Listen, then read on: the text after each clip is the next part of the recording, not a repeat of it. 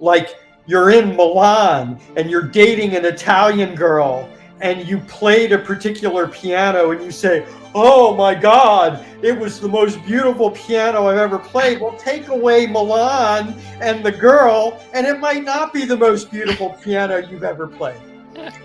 Hello and welcome to the Music to Compose You podcast. I am Margaret Wacyk, and this is part 2 of my interview with piano tuner extraordinaire Marc Wienert.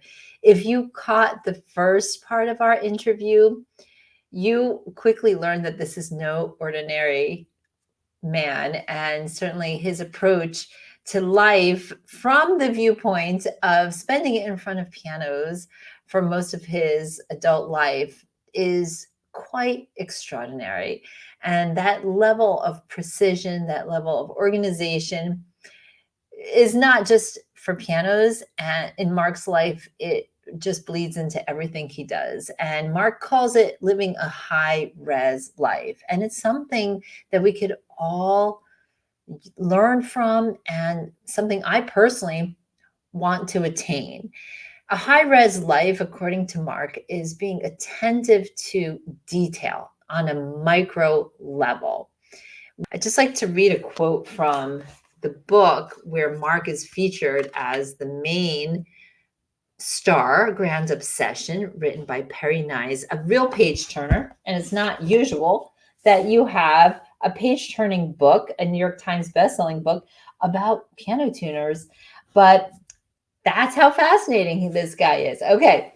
So Marc says in this book that, quote, "I've been on a quest for an archetypal sound. I had to learn how to make pianos sound ugly first. And when I had figured that out, there isn't a whole lot left to do to make them beautiful. I made millions of mistakes. I wept over pianos on my birthday.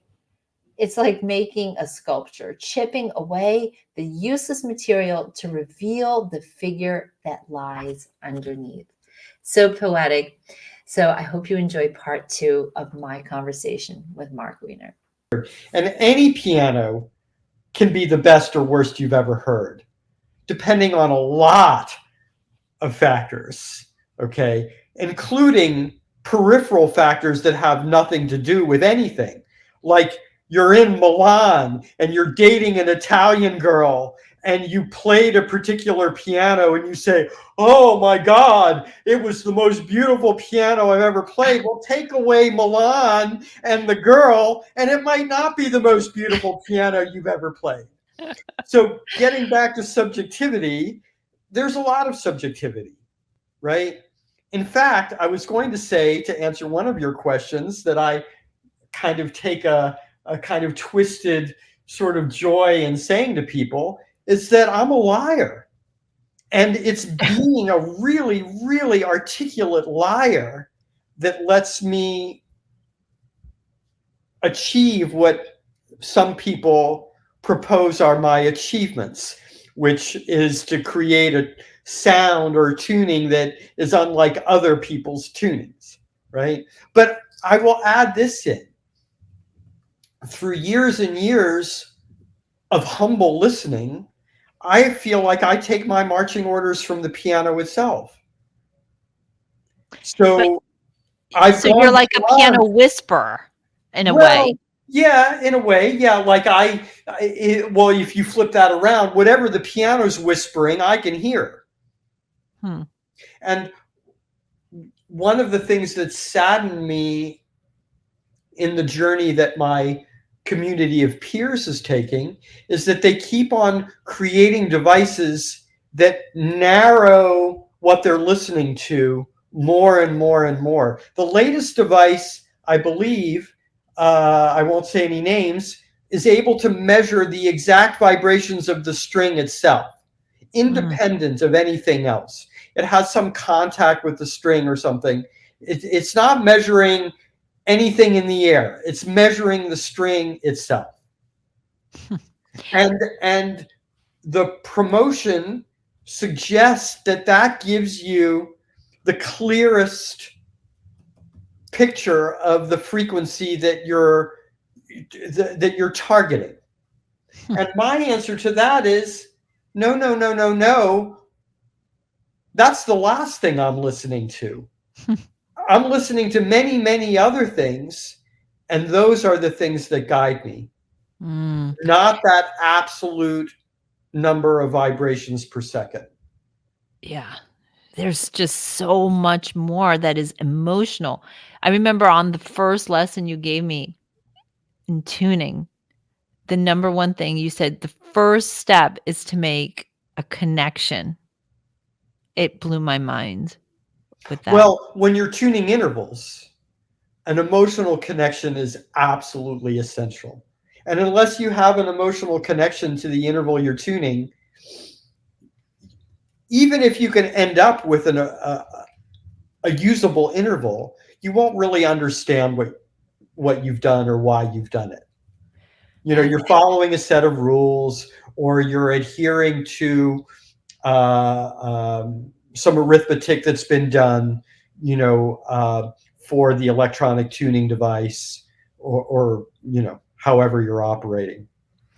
So because of these open fields, so there are many parameters a person could take. So you're saying the one parameter is purely mechanical measurements, but that gives you a very, very small part of the puzzle. And then there's the other one, which is more inclusive, taking into consideration what the piano is telling you. What else is there? Like, so there's the string, but when you say measuring what's in the air, what is in the air? Take 2 symphonies and call me in the morning. Those are the words expressed by Elena Manis in her book, The Power of Music. My friend, let me ask you a question. Have you been using the power of music in your health and wellness journey? If not, then there's no better time than now to jump in.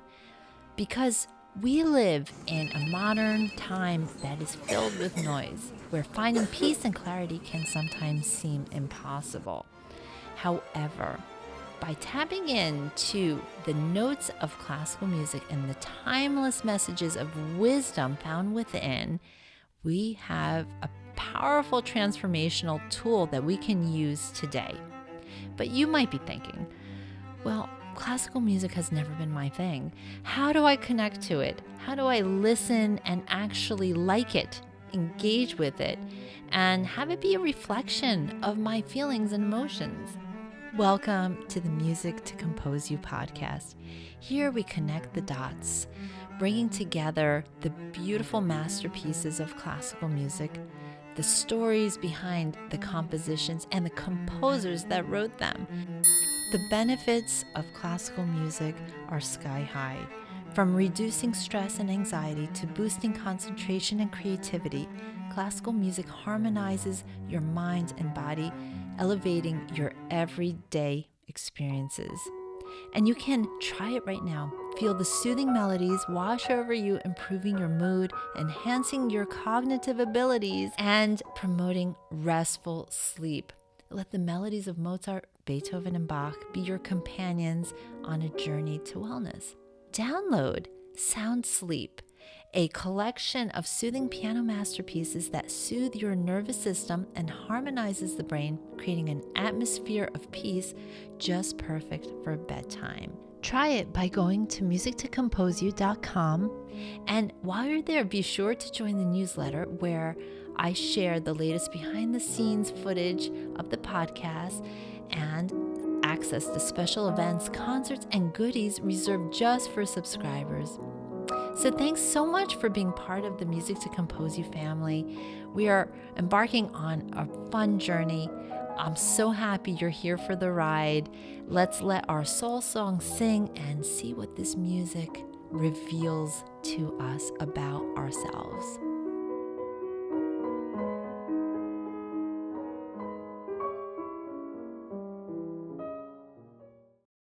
Inclusive, taking into consideration what the piano is telling you.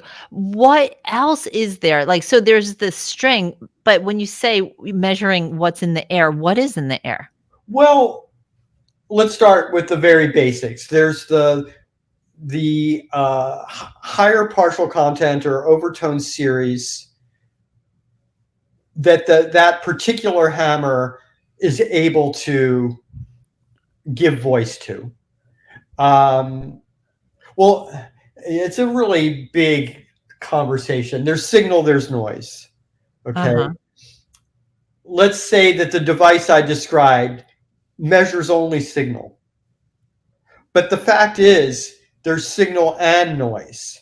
So if you're trying to align signal only without taking into account noise, then you're never going to really find the right alignment. Yeah.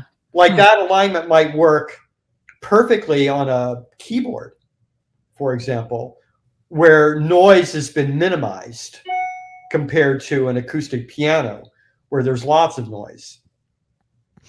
There's noise from the mechanism, there's noise from the hammer, there's noise from the string, from the termination points of the string, from oxidation on the string. And then there's the way the piano amplifies the sound, which isn't pure in and of itself. There's noise introduced there. And then there's the way things are sounding in the room, and the position of the piano in the room. And I think it was fair to say you might do a different tuning if you're listening to what the piano is telling you, if you were to move the piano. Now, if you're only tuning to little circling lights or bars that are moving, towards the left or towards the right, then it's not going to know that the piano is in a different spot in the room. But you, piano tuner using your ears, will know that the piano is in a different spot in the room, and you will hear the piano differently. So if I'm hearing the piano differently, so is the pianist going to hear the piano differently. So it's incumbent upon me to do a tuning that is going to align with how the pianist themselves is going to hear the. Now, big asterisk. Just because you move a piano doesn't mean you need to retune it.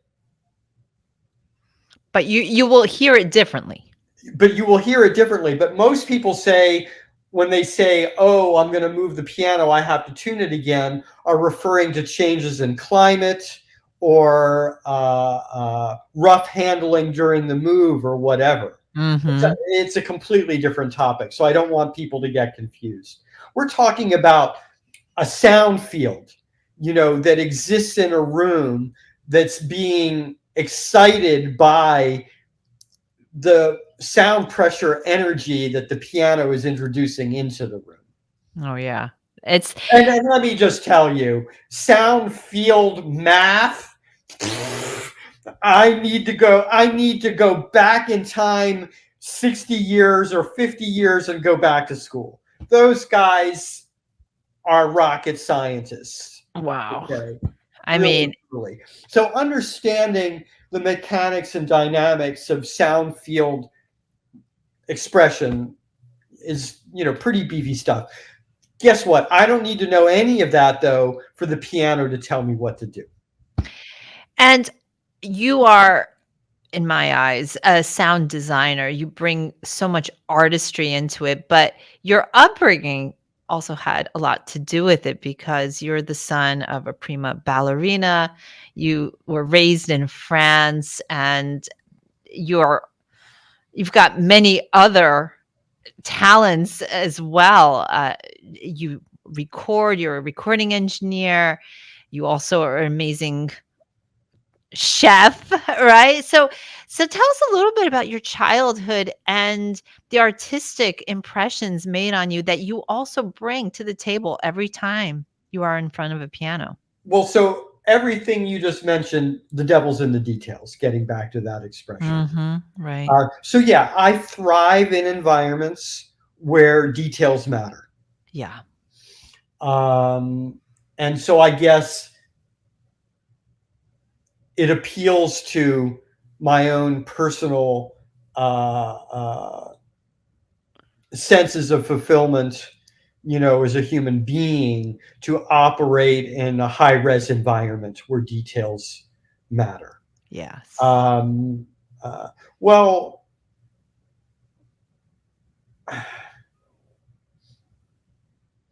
you know, ballet is the mother of all arts as far as details matter. Mm-hmm. Um, uh,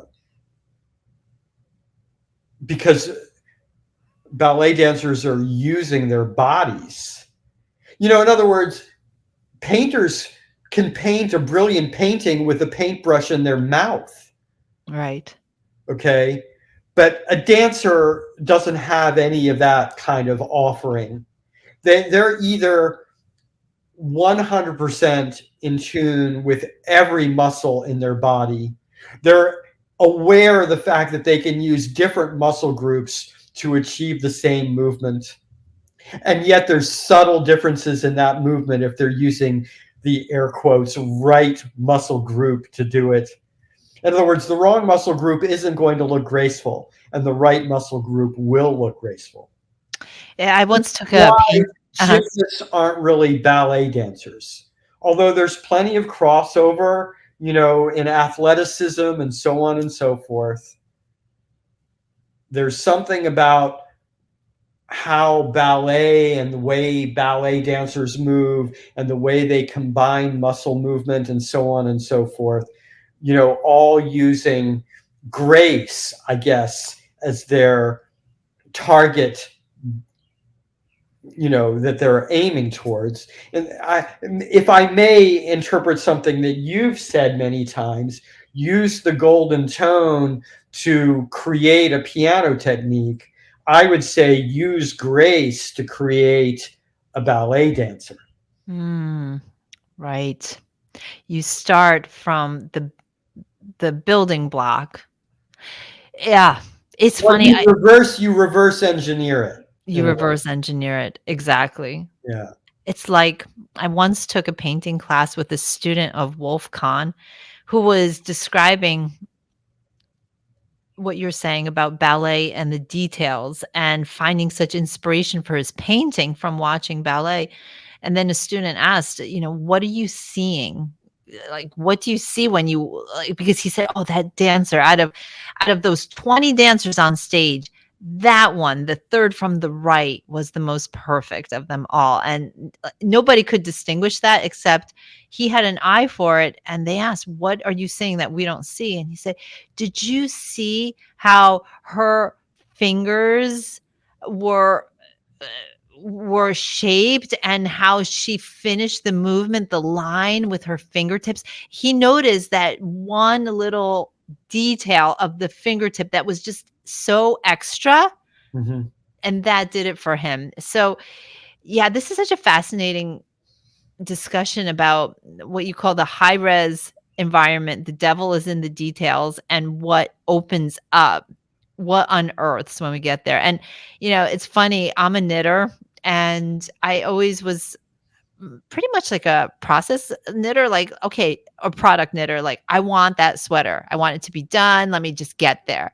And for a long time, I was just knitting quick. And there was this expression that, oh, well, even if that stitch is a little bigger than the other stitch, the tension is maybe not as even as it could be, it'll block out, which means once you put that wool into water, it kind of evens out and nobody will know. Until one day, I had a friend who was Portuguese, and she had the most perfect knitting that you could not even I thought it was machine knit. I couldn't believe stitches could be that even. And she held herself accountable to every stitch. And that was such an inspiration to me. And it changed my knitting. I unraveled the entire sweater I was working on. I'm like, this time I'm going to go for this high res kind of detail. And I We're back to never, the 98 to 99.9%. it's And your all the original difference. knitting was always at 92%. Yes, it was. And I was, But by the way, your original knitting provides a survival advantage that the other version of knitting doesn't. oh yeah, As you seek the sublime, and really what we're talking about is seeking the sublime in any environment, right? The sublime doesn't necessarily correlate anthropologically to a survival advantage. And that's what I think makes us human, is that we're willing to sacrifice a survival advantage for an aesthetic. I guess, is that a description of art? A very sort of bare bones description of I art? believe it Possibly, I is. don't know. Yes. It certainly is for music because we don't need music to survive. And yet we seek Ooh, it. there might be somebody who will argue about that, but I mean, even the two of us will say, "Oh, I need it to survive," but it's not your basic essentials for survival, like food and water and shelter and all that no, stuff, it's but not in the hierarchy of needs that are considered before higher level activity can occur. correct. Right. But yet humans are programmed to seek this out. It's such a part of us. So we are seeking the sublime. And what is so fascinating is, having met you, I sought the sublime in the things I was doing because I kind of was stuck in a lot of things at like the 92%. And sometimes I would actually just be content at 92% and then wondering, not in everything, but in some things, like even in cooking. Like, for instance, you showed me what 98% in cooking looks like when for instance, at first I would roll my eyes and I thought you're crazy. Like when you talked about making Thanksgiving stuffing and taking fresh thyme leaves and like for me, I would just take a sprig of thyme leaves and just like, roll them off and just throw them in the pot. But not you, Marc Wienert. You take each one, right, off the twig, each one delicately, and then you deal. Like that's just one example of living at that 98%. What does living okay, it's like living at 98% could make a person either thrive or it could get so out of balance that you can't even leave the house because one becomes sort of OCD. How do you find that balance? Well, first, give up your retirement, and then you can go for the 98 to 99% all the rest of your life. But you don't do we're 98% the with only everything. animal on the planet that even thinks retirement is a thing.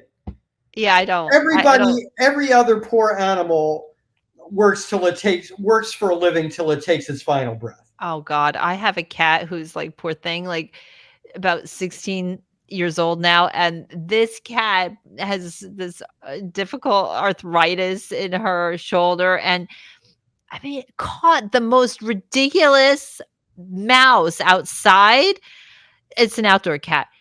I mean, this cat keeps going, doesn't need to. I mean, gets fed and everything, but still is at it. You're right. Well, it has a powerful prey impulse that no amount of human domestication can really No. erase those genes.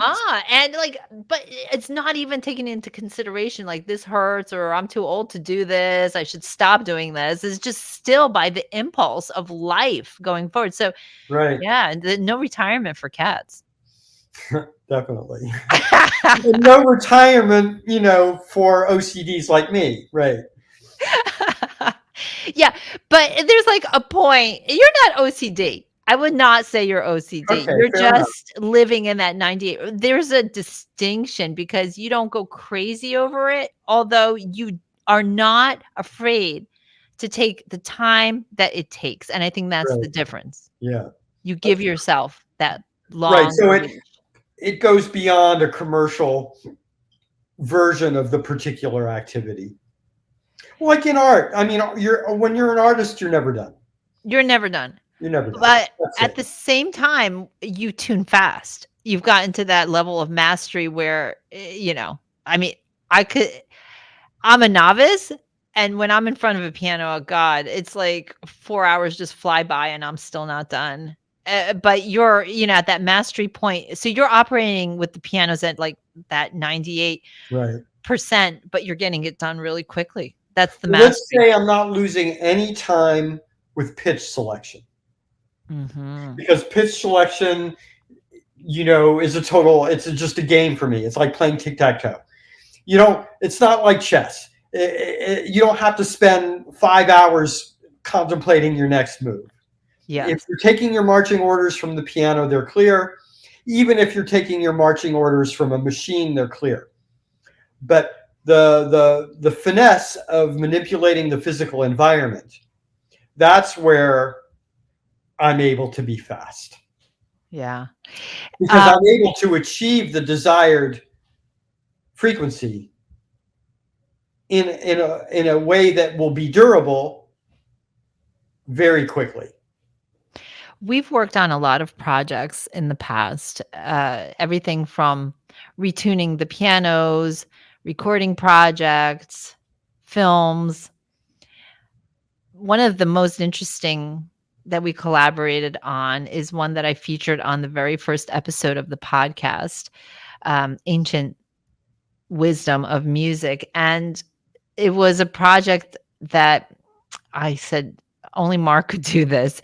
And it was a crazy idea. I went to you a few years ago with the 6 sacred solfege frequencies, which were 396, 417 hertz, 528, the miracle and transformation frequency. I have all this, by the way, on the Music to Compose You website. So you can read up on all these frequencies and their benefits, but it's never been done to have these frequencies playing all together on a piano. And I came to you, Mark, and I said, Mark, would this be possible? Can we get these ancient frequencies together on one piano? And you said, let me work on it.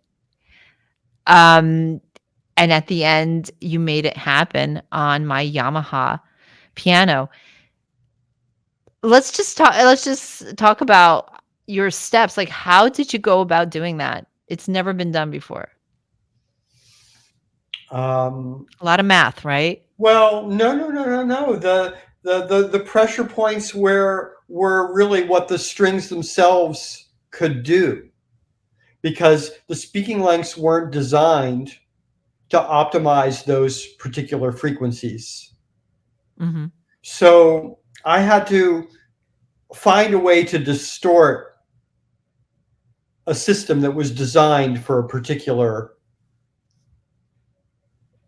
set of frequencies and distribution of those frequencies, and just ask the piano to do things it was never intended to do, and to do it carefully enough that I didn't hurt your Yamaha. Right. Destabilize it, yeah, you bet I Yeah. destabilized it. Yeah. But I don't believe I did any lasting damage to it. Oh, no.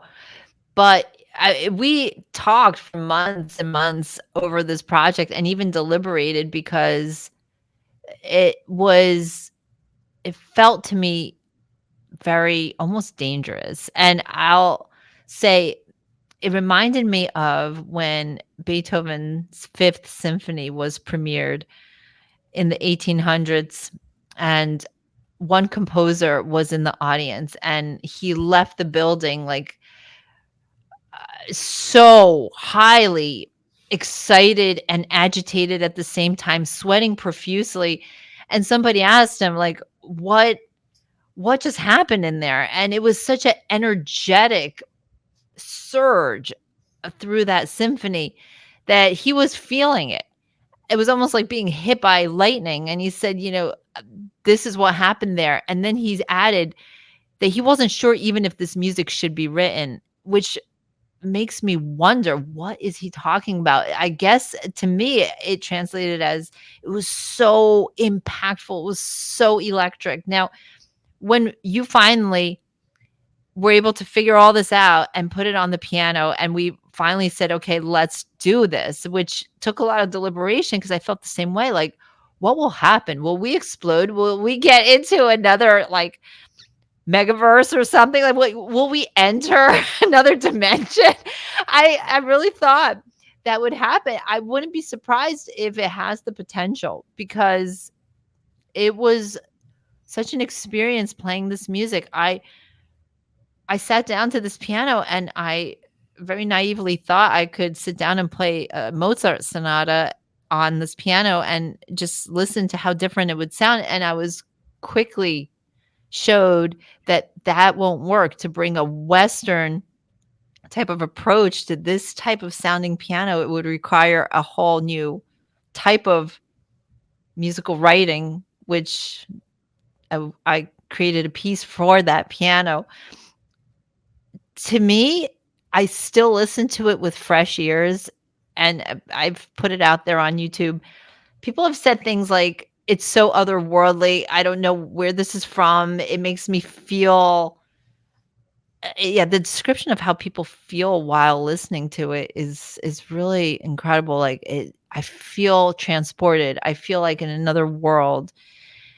It's the power of vibration that is so intriguing. And for you as a tuner to be in front of these instruments, to be interacting with this power, right? With this surge. I mean, I've sat in front of the pianos you've tuned for me and just played the 528C that you put on my piano, which is known for its healing benefits. And I have seen from the first moment that it was causing a change, that my plants were growing better. I'm not even like very good with plants, but suddenly they were growing. And suddenly my dog, who had Lyme's disease at the time, is coming up to the piano, putting its paw on the leg of the piano, feeling those vibrations pass through. And then lo and behold, 3 days later, the dog is not limping.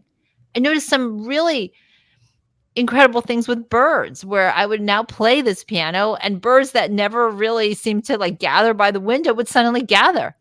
And so there's something to this. Do you think that there is a deeper power to all these vibrations and alignments, Mark? Well, so this is clearly an inflection point in the conversation, uh, which calls to mind, some discussion between absolutism and relativism from a philosophical point of view. For example, as applied to those solfeggio pitches, those pitches find their truths in absolute. When we tried to get them to play together in the hot tub, so to speak, of a piano, it was a very different kind of engagement, right? Yes, for sure. So now, I do somewhat provocatively say to my clients, vibrational universe, vibrational entities, piano, one of the greatest vibrational devices ever created, to try to provoke them into a line of thinking that maybe you're trying to sort of shift towards right now, that there is something deeper going on here. And anything I would say beyond this point, would not be,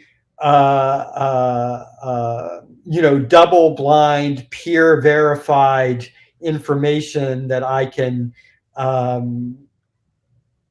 placebo controlled, peer verified information that I can, share with anyone. Sure, I've had my own journey in life that's been marked and molded, by my own experiences. And getting back to something I said earlier, the impact that playing with these vibrations has had on my thinking, my experience of life, my experience of myself, is a relatively unique set of circumstances that anyone can claim to fame for. Everyone is completely unique, right? So, yeah, do I think that vibration has impact? You bet I do. Do I think that vibration is the brick and mortar of the universe? You bet I do. I think it is. And, I could just start spewing out, stuff that could easily be shot down, like the word logos, the word, I could start, drawing religion into it. You know what I mean? Here's the one thing I'll say in response to that is I think that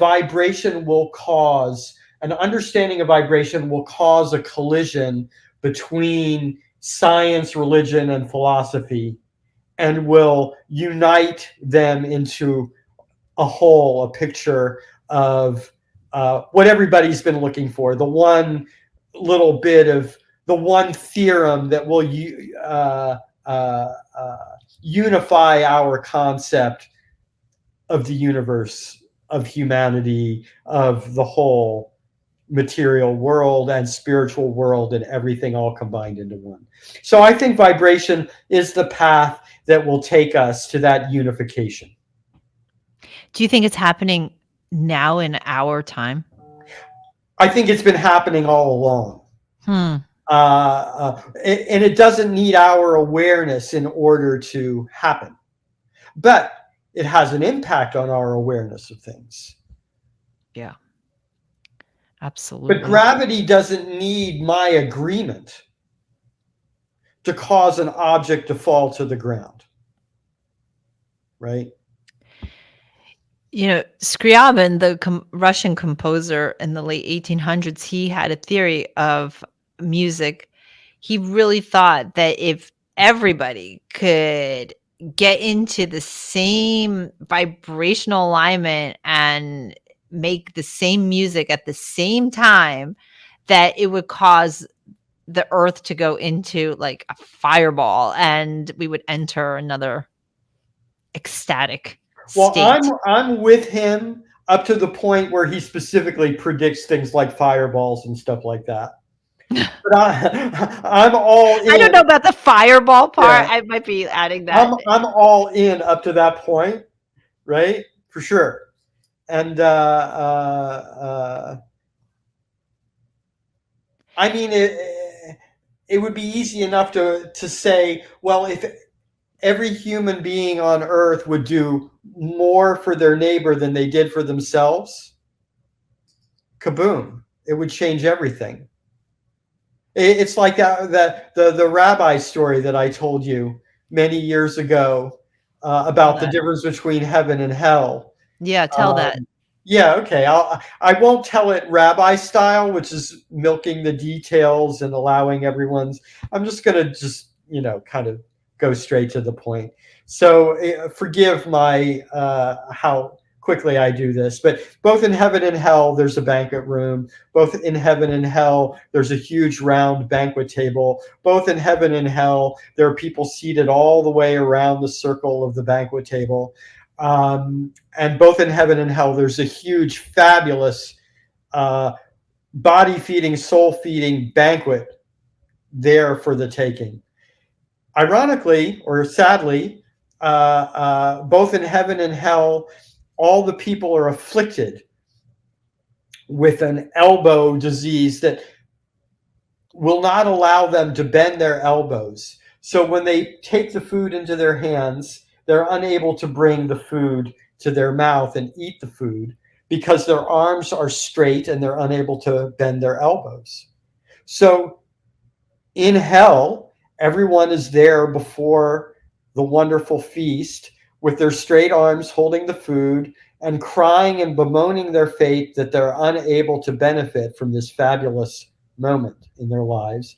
And everyone in heaven is facing their neighbor all the way around the whole circle, and with their straight arms, they're perfectly able to feed their neighbor all the way around the circle, and they are being fed by the person on the other side of them with their straight arms. And everyone in heaven is getting to enjoy. Wow.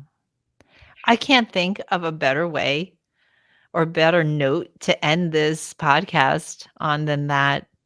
Vibration as a tool to help, to feed, to nurture our neighbor, to uplift the human soul and spirit and condition. And you do that, Marc, through the gifts that you share, through the piano and through your life and the way you speak of it. is so eloquent, and it's really such a blessing. Thank you so much for being on. And where can people find you if they are interested in hearing more about the work you do? Oh my God, they shouldn't even try to find me. You're such a bad but you're a self-promoter. Give me a break. Okay, Okay, I'm gonna well, say it. I I'm gonna now say live. it. Now live in another state, North Carolina, and I'm doing business under the name Piano Potential. There you go. Okay, Piano Potential in North Carolina. So thank you so much, Mark. This has been such a joy. All right, thank you so much for inviting me to be a part of your world. I really appreciate it. If you're a piano learner of any age or level and feel blocked in your playing, I have some good news for you. Do you get tired of hitting the same notes over and over again? Does your progress feel stagnant no matter how much you practice? Worse yet, do you feel disconnected to the music you're playing and starting to feel tension creep up your forearms, hands, and shoulders? For many piano players, poor technique and tension can hold them back from reaching their full potential. But fear not, because there is a solution. Introducing the Golden Tone Technique, the revolutionary program designed to unlock your true potential and transform your playing. You'll learn proven techniques to release tension in your body, allowing you to play with greater ease and fluidity. The Golden Tone Technique is an integrated body, mind, and spirit approach to piano playing based on archived methods from the 19th century.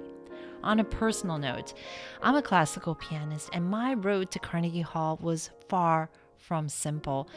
Because of tendinitis, at age 19, I had to stop playing completely. I thought I would never fulfill my dream of becoming a concert pianist until I discovered an archive method and approach from the past that was based on the power of piano tone. When I learned this secret, it released all the tension in my body and allowed me to express myself in a way that I hadn't known possible. It was the ticket to true pianistic freedom. A big problem in modern piano playing methods, the kind usually popular on YouTube, is that they follow a more is more approach. Whether it's the promise of learning 10 songs in 1 week or racing to play scales as fast as possible, they miss one crucial part of the puzzle. When you know this secret, it unlocks a world of joy at the piano, where you connect to each and every note, playing with a newfound ease, accuracy, confidence, and creativity. Try it right now with a 3-part free video training on musictocomposeyou.com/goldentone. Here's some testimonials from people that have watched this free training. Mick from Australia said, "I can't describe in words what I got out of these videos. In fact, it was like a blockage was released. It was so special to me." Joel from South Carolina said after watching, quote, "I started playing better almost immediately. I highly recommend this." Rodney from Washington said, "Margaret's enthusiasm, passion, and knowledge provided me with new musical skills I thought I would never achieve."